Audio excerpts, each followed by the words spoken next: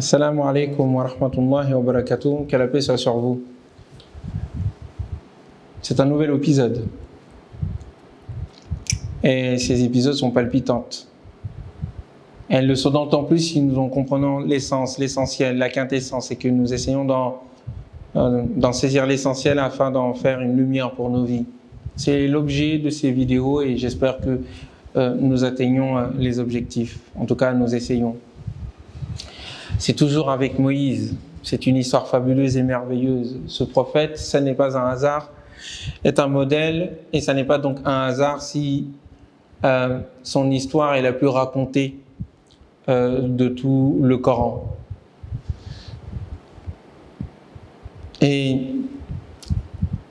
son épreuve, son effort d'éduquer son peuple à la liberté, d'éduquer son peuple à l'indépendance, d'éduquer son peuple à être à la hauteur de la mission qui lui a été donnée en étant favorisé sur le reste de l'humanité, en étant les enfants directs de prophètes, en étant les dépositaires à l'époque, en tous les cas, de la révélation directe et donc les porteurs du message divin, de l'unicité divine, de l'héritage des prophètes, de l'héritage d'Abraham, et portés dans leur éducation même, dans leurs souvenirs, dans leur conscience collective, afin qu'ils puissent le diffuser normalement au sein du reste de l'humanité et qu'ils jouent comme rôle parmi les civilisations ce que les prophètes jouaient comme rôle auprès de leur cité, et telle était la mission dévolue aux enfants d'Israël. Et il s'agissait d'être à la hauteur et donc de les éduquer. Mais l'éducation fut difficile, mais l'éducation fut rude. Et donc, un exemple, Moïse, avec eux, va être fait. Mais avant de parler de cet exemple, il s'agit ici des enfants d'Israël et de la vache. Et de cet épisode-là, il nous faut parler d'abord de la formation que Moïse lui-même va suivre. Oui, cet épisode, cette discussion, cette conversation que nous allons avoir ensemble va être dédiée à la formation de Moïse lui-même et ce qu'il va recevoir d'éducation qui lui permettent de voir les choses au-delà de leur forme, d'avoir une compréhension de la sagesse qui gère, qui oriente et qui guide le monde, et de ne pas donc se contenter de le manifeste miraculeux ou le manifeste de la création, empêché qu'il est d'aller vers le sens de la création et sa sagesse. Il était difficile pour la mentalité de l'époque de voir ce qui se cache de sagesse et d'extraordinaire dans l'ordre ordinaire des choses. D'où la nécessité d'avoir des miracles qui frappent les sens, qui frappent l'esprit. Et c'est les types de miracles qui ont été engagés par les prophètes des enfants d'Israël, adaptés que cela était avec la mentalité ambiante et aussi avec la mentalité des enfants d'Israël. Donc il faut permettre à Moïse de dépasser cette mentalité ambiante et donc de l'éduquer afin qu'il puisse à son tour éduquer le peuple d'Israël. Et une éducation va avoir lieu, un voyage initiatique. Moïse dit à son compagnon, Fatah, le jeune homme qui s'occupait, qui l'accompagnait, qui s'occupait de ses affaires et qui l'accompagnait, la nabrah, nous n'allons point nous arrêter. Nous allons continuer jusqu'à ce que nous atteignions Majma' al-Bahrain, l'union des deux mers, l'union des deux océans. Ou bien que nous continuons notre chemin jusqu'à la fin de nos vies sans nous arrêter. Pour quelle raison? À la recherche de la science, à la recherche de la connaissance. Et sont à cette recherche, ils ont besoin d'un signe, de quelque chose d'extraordinaire pour interpeller la mentalité que je viens de décrire, afin de les plonger dans l'ordinaire et de son monde extraordinaire. Ce ne sont pas que des jeux de mots. Écoutez extrêmement profondément. Il faut saisir l'occasion de rencontrer à chaque fois un savoir qui nous est supérieur, et c'est le propre de la sagesse, afin de comprendre le sens supérieur du monde à travers le monde lui-même. Voilà quelle sera la leçon qui va être donnée à Moïse. Plus de miracles extraordinaires qui te fait comprendre qu'il y a un sens qui est au-delà, le sens et l'au-delà ne viennent plus se manifester et s'incarner dans l'ici-bas, mais l'ici-bas en lui-même est le signe et le symbole d'un au-delà que ton esprit est censé comprendre en s'élevant vers lui. C'est ta raison qui s'élève vers le signe et non pas le signe qui s'incarne dans le miracle dans l'ici-bas. Voilà un peu la leçon que Moïse doit recevoir. Mais il lui faut quand même le coup de main d'un signe extraordinaire. Un poisson disparaît, c'est le leur, c'est leur repas. Et à un moment donné où Moïse se reposant, ou en tous les cas à un moment d'inadvertance, le jeune homme, son panier, admettons, en tout cas la chose qui portait leur repas, se trouve dans une situation extraordinaire. Le poisson qui se trouvait dans ce panier, se met à bondir et à prendre sa voie dans la mer.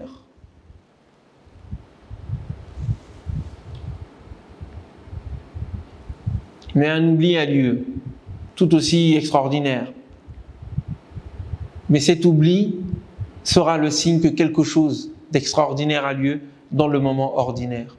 La disparition du poisson, miraculeusement, ou en tout cas de manière extraordinaire, l'oubli tout aussi extraordinaire et étrange quand même de cet événement de la part du jeune homme qui accompagnait Moïse seront autant d'indications qui aideront Moïse à s'orienter, à être guidé. Il lui faut ce coup de main pour ensuite ne plus avoir ce coup de main, puisqu'il s'agira maintenant de comprendre les choses sans ces coups de main extraordinaires et miraculeux. Alors ils ont faim et il demande à son compagnon « Atirada'ana » amène-nous notre déjeuner. Nous avons certes aujourd'hui reçu dans notre voyage une fatigue qui demande à ce que nous nous restaurions. Ils se restaurent, ils doivent se restaurer. Et là, le souvenir lui vient. Sais-tu, chose extraordinaire, le panier, le poisson, le repas que nous avons, le poisson s'est tout d'un coup levé et est parti et a pris son chemin sur la mer. Et cela, pour Moïse, est déjà le signe. Le repas n'était qu'un prétexte. La disparition du poisson était un prétexte.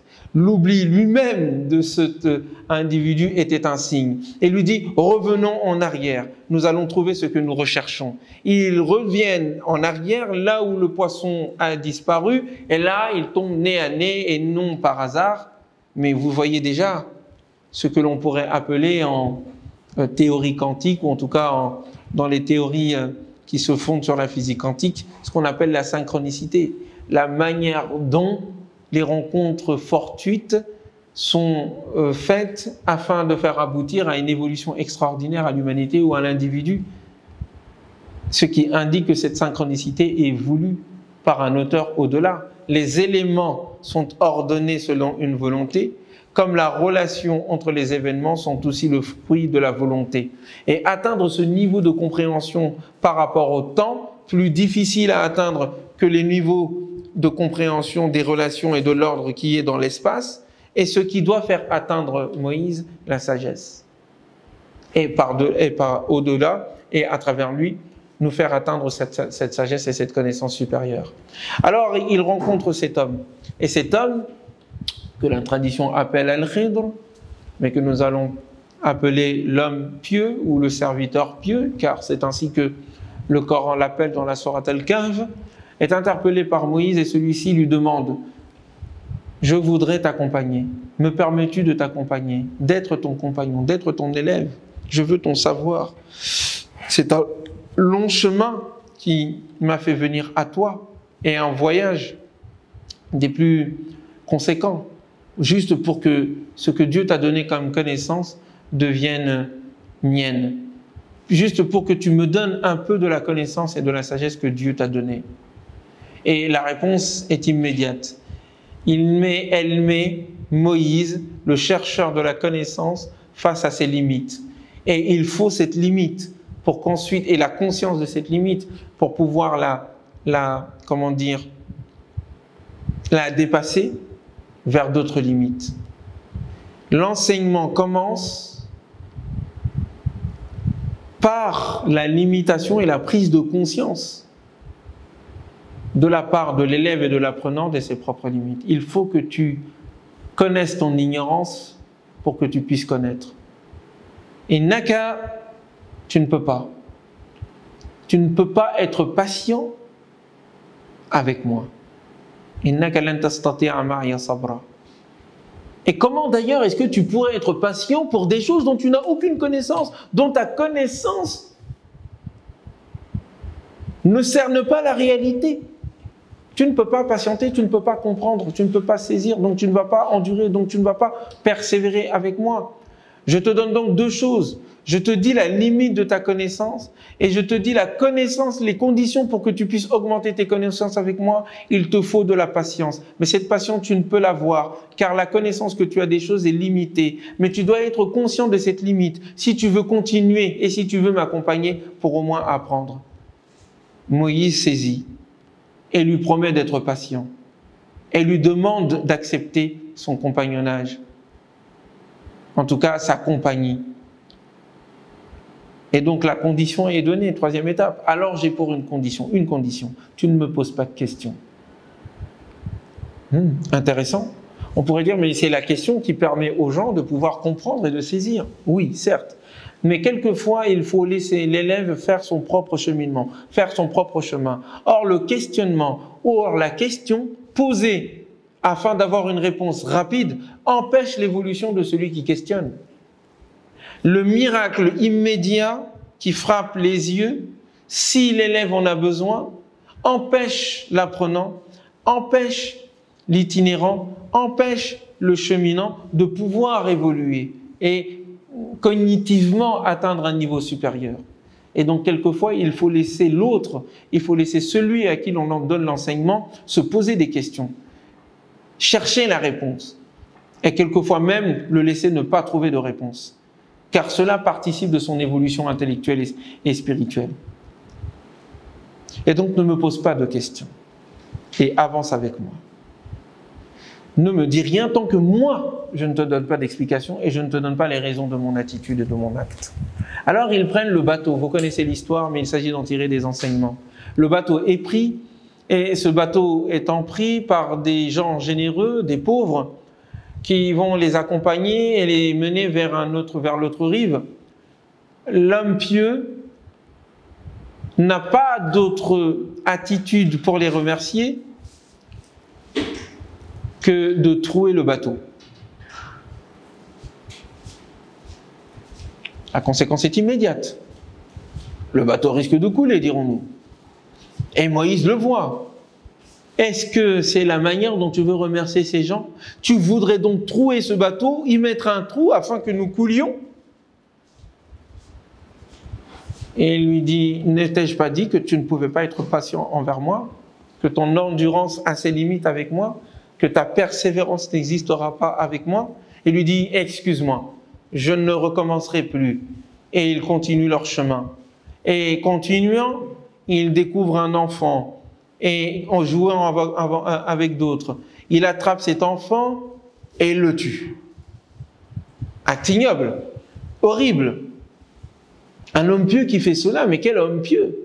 Moïse réagit, et il a raison de réagir. Mais il a outrepassé, en tous les cas, la promesse qu'il avait faite. Et il lui dit, donc tu as tué, assassiné un enfant pur, sans péché, sans aucune raison valable. En l'occurrence ici, peut-être pour un autre meurtre. Il a commis un meurtre, ok, moi la loi, il a tué, on le tue. Et donc tu as tué cet enfant pour rien du tout? La réponse est immédiate et cinglante. Ne t'ai-je pas dit que tu ne pouvais pas être patient? Il lui dit, écoute, excuse-moi. Bon, si ça arrive pour la troisième fois, ce sera vraiment le prétexte, ce sera vraiment la raison, ce sera vraiment là la fin de notre compagnonnage, la fin de notre chemin. Je ne te questionnerai plus, je me séparerai de toi. Tu auras raison de me demander de partir. Ils continuent leur chemin, leur voie, et ils arrivent devant un village ou une cité, en tous les cas, vers des gens qui ne vont pas les accueillir, alors qu'ils leur demandent à manger, alors qu'ils leur demandent d'être accueillis. Ils vont les chasser. Ces gens-là sont vraiment des gens durs, de voyageurs qui viennent de l'autre côté d'un autre pays et qui refusent au fond de leur accorder l'asile. Et puis ils se reposent, ils sont fatigués. Et un mur est sur le point de tomber. Il veut tomber, dit le Coran. Et l'homme pieux se lève et décide de redresser le mur et de le construire et de le réformer. Et Moïse le regarde, acte étrange. Attends, tu aurais pu demander en échange de cet acte, de ce travail que tu viens de faire, de la nourriture, une récompense. Voici le moment de notre séparation, Moïse. Tu as toi-même fixé les conditions et tu as toi-même permis, en tout cas, précipiter notre séparation. Donc tu es responsable. Mais je vais t'informer de ce que tu n'as pas pu, de ce sur quoi tu n'as pas pu être patient. Je vais t'en donner l'explication, je vais t'en donner l'interprétation. Tu as vu une apparence, je vais t'en donner le sens. Tu as vu un aspect légal, je vais t'en donner la sagesse. Oui. De même que dans la loi, il y a de la sagesse, de même que dans les événements, il y a de la sagesse. Je vais t'expliquer. Comprends. Le bateau. Je l'ai trouvé. Mais ne savais-tu pas et ne sais-tu pas que, oui, moi je le savais, que de l'autre côté de la rive, un roi, un tyran était là et était furtif, attendait et regardait, observait tous les bateaux de bonne qualité, en bon état qui passaient sous sa surveillance et volait les bateaux et les arrachait des mains des propriétaires. Or, ces gens qui nous ont accueillis étaient des pauvres. Ce bateau appartenait à des pauvres. Et j'ai donc voulu l'abîmer afin que, lorsque le roi, le tyran,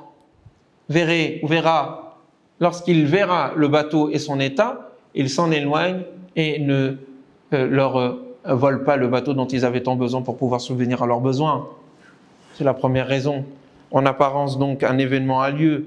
Ta voiture est trouée, tu perds une fortune, tu as un accident dans la vie, tu perds ton travail. En apparence, c'est un malheur, une difficulté. Mais sache que derrière, et si tu as la connaissance qui cerne toute la réalité, car c'est de cela dont il s'agissait de la part de Moïse, tu n'as pas une connaissance qui cerne ma connaissance. Et donc la connaissance aussi de cet homme-là, ainsi que la connaissance de Moïse par rapport à la connaissance de Dieu, subhanahu wa ta'ala, comme lui-même le dit, est telle cette goutte d'eau que ton doigt prend lorsque tu la plonges dans la mer. Voilà ce que tu as de connaissance par rapport à la connaissance divine, c'est-à-dire rien du tout. Et donc, la connaissance de la limite de sa connaissance permet d'essayer de saisir et de comprendre la sagesse qu'il y a derrière les événements qui sont au fond toujours l'acte de Dieu et qui ne sont jamais fortuites. Jamais il n'y a d'éléments et d'événements fortuits dans les relations qu'il y a entre les événements, comme il n'y a pas de choses fortuites dans les relations qui relient les éléments. Ce qui relie les événements et sagesse, comme ce qui relie les éléments et connaissance et ordre et sagesse.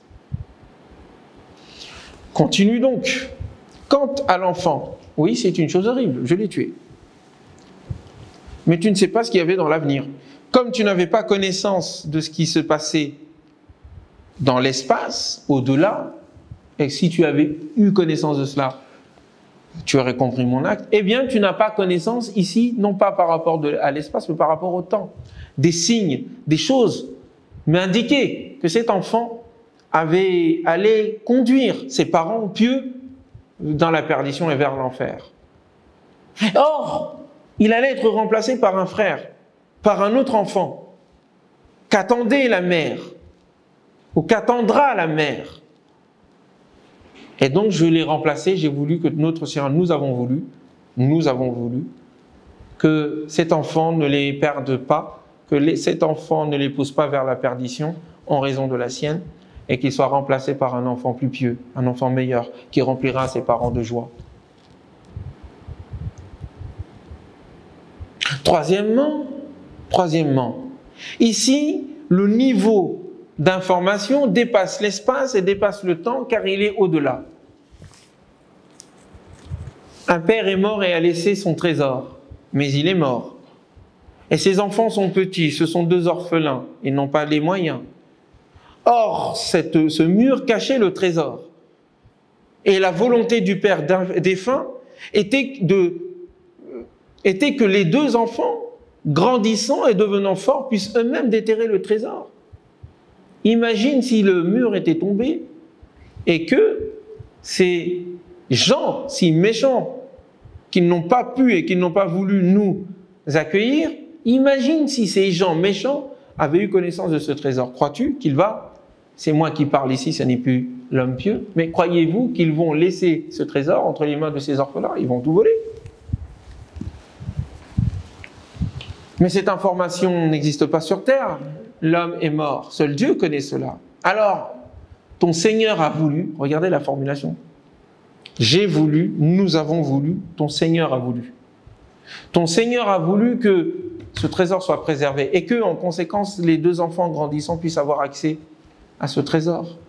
Voilà l'explication de ce que tu n'as pas pu comprendre. Et sache que je n'ai rien fait de moi-même. Je n'ai fait que suivre les ordres qui m'ont été donnés. Il faut continuer à tirer des leçons.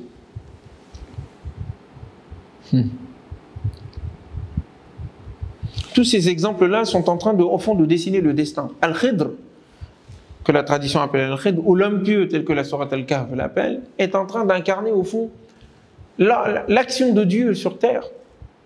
Il montre à Moïse, de manière concrète, ce qui se passe tous les jours dans nos vies, et que quelquefois on ne comprend pas, et qui est d'ailleurs arrivé à Moïse lui-même. Oui, ces choses sur lesquelles, ou vis-à-vis desquelles Moïse était confronté, et dont Moïse était témoin, sont arrivées à la vie de Moïse lui-même. Vous ne me croyez pas? C'est l'histoire de Moïse qui est répétée ici. Le bateau et sa noyade correspondent à Moïse et son berceau sur le Nil. Il croyait que le bateau allait couler, alors que lui-même n'a pas coulé, alors qu'il y avait toutes les raisons valables pour que le berceau coule. Mais pourtant, ce qu'il croyait comme étant un lien de nécessité, de causalité, déterministe, eh bien, n'a pas eu lieu. Ce qui lui permet de s'élever au-dessus de l'ordre des choses pour comprendre l'ordre du sens. Que cet ordre du sens est ce qui fonde l'ordre des choses. Et qui fait que cet ordre du sens est un ordre de liberté. Que Dieu met en relation les choses dans un but subjectif, dans un but qui est le sien, créateur, qu'il se choisit. Et donc il faut voir la main de Dieu à travers les événements, comme il faut voir la science et l'action et la volonté de Dieu à travers les éléments. Mais l'histoire de Moïse, bébé, n'a pas été comprise par Moïse, et il lui fallait qu'il vive l'instant du bateau pour qu'il saisisse que non, ça n'est pas parce que je l'ai trouvé que forcément il va y avoir noyade, même s'il peut y avoir noyade. Mais le monde n'est pas mécanique. Le monde est cosmique. Le monde fonctionne selon la volonté divine. Et donc l'ordre des choses dépend de la volonté de Dieu. S'enfermer dans l'ordre des choses, ce n'est pas comprendre, ce n'est plus comprendre l'ordre du sens et ne plus saisir la sagesse qu'il y a derrière, et donc se limiter à l'ordre des choses et devenir donc une chose, un esclave. Les miracles ne sont là que pour indiquer qu'il y a un ordre du sens supérieur à l'ordre des choses qui vient intervenir en disant voilà, ce que tu pensais être déterministe, déterminé, ce que tu pensais être absolu, ce que tu pensais être au fond divin n'est pas divin, n'est qu'une création, et que la création a un auteur, et que cet auteur est un créateur libre, omniscient, omnipotent. C'est juste cela. Et que c'est sa volonté qui permet de maintenir l'ordre des choses. Et derrière cet ordre des choses, il y a une sagesse que tu dois comprendre et saisir. En tout cas, dont tu dois avoir la foi en son existence. Et donc, le moment où il tue l'enfant, cela correspond à ce moment, à l'autre moment de Moïse, où il va tuer, lui, un être humain. Lui aussi, il va le frapper et cet Égyptien va mourir. Mais pourtant, il a cru que c'est son geste qui a tué cet Égyptien, alors que cela correspondait à la volonté de Dieu, à une certaine sagesse, car sans cela, il n'aurait pas fui l'Égypte. Et sans cette fuite de l'Égypte, il ne serait pas parti à Madian. Et sans Madian, il n'aurait pas pu épouser sa femme. Et il n'aurait pas pu ensuite prendre son épouse et découvrir, en allant chercher un feu afin de permettre à sa famille de pouvoir se restaurer et se réchauffer, il n'aurait pas trouvé la flamme, le feu qu'il pensait être une flamme, alors qu'il s'agissait tout simplement de l'arbre sacré, de la lumière divine qui fera de lui un prophète. Oui. Derrière derrière la décision de frapper l'Égyptien, se cachait la sagesse qui le guidait au-delà de l'Égypte. Derrière l'acte de la mort de l'enfant, comme chacun d'entre nous cela peut arriver, l'enfant qui meurt, l'enfant innocent qui meurt, et on se dit pourquoi? Pourquoi? C'est ce pourquoi que Moïse a posé comme question en tant qu'humain. Et la réponse divine lui a été donnée à travers la réponse humaine. Cet enfant, si Dieu l'a pris, c'est que son existence allait peut-être, et ici allait sûrement, provoquer la perte de ses parents. Or, ce sont des gens pieux. Donc Dieu a agi dans l'intérêt de ses parents, bien que malheureux qu'ils étaient lorsqu'ils apprirent le meurtre de leur fils, la perte de leur fils.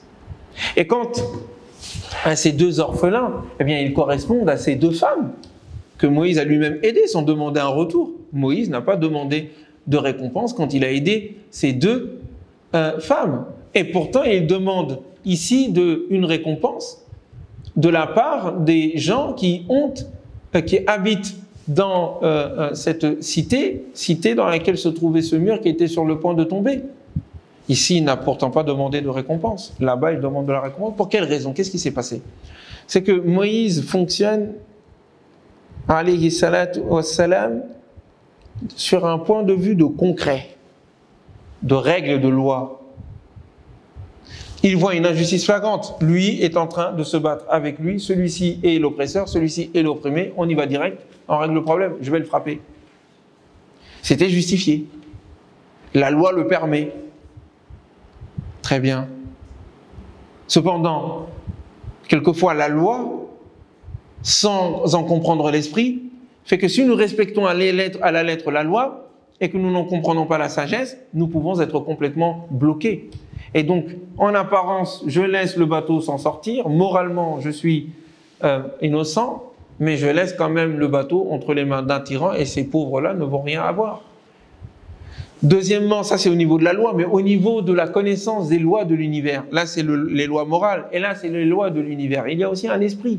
Se figer dans les lois de l'univers, de la création, telles que nous les observons dans les lois de la nature, c'est adopter une vision déterministe qui ne permet pas justement à l'être humain de se dépasser, de dépasser l'ordre de la nécessité vers l'ordre de la liberté, et donc de faire des choix, et donc d'être créatif, et donc d'être créateur, et donc d'être calife.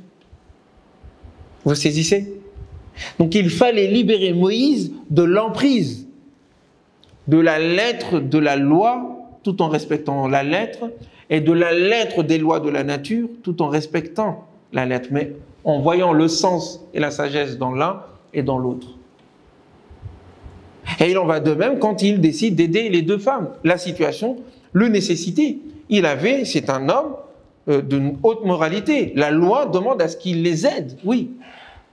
Mais lorsqu'il n'a pas vu la nécessité de les aider ici, c'est-à-dire d'aider les deux orphelins parce qu'il n'était pas au courant de l'existence de ces deux orphelins, et que justement, vu ce que eux ils ont fait d'injustice, c'est-à-dire les gens de la cité, eh bien ils ne méritaient en aucun cas leur aide, et en tout cas le travail gratuit qu'a donné cet homme pieux. Eh bien, en toute logique, esprit légaliste, esprit rationnel, ceci ne correspond pas à cela. Or, la vision de Dieu n'est pas une vision d'équivalence, c'est une vision de dépassement. C'est pas, il crée la quantité, mais au-dessus de la quantité, il y a la qualité. Et il faut donc tenir compte des deux. Il faut tenir compte de la loi et de sa lettre, mais il faut tenir compte de la loi et de son esprit, et il faut tenir compte de la sagesse qui les relie.